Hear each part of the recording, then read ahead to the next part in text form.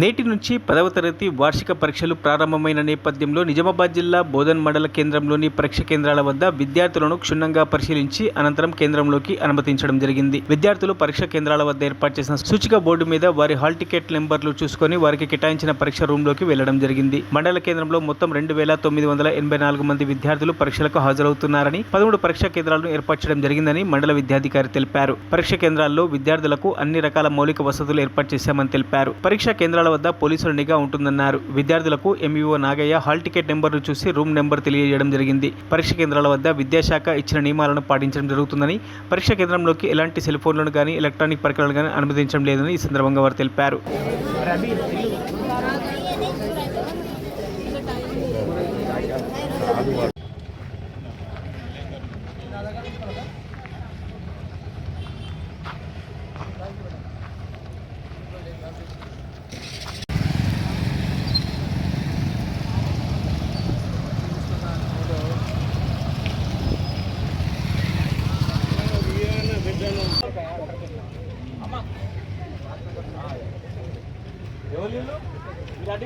లోపల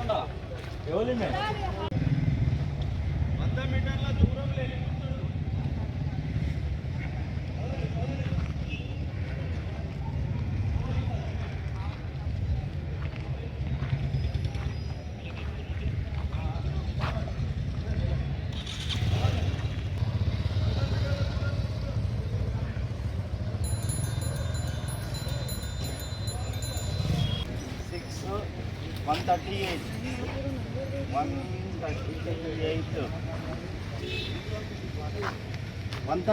దీంట్లో 630.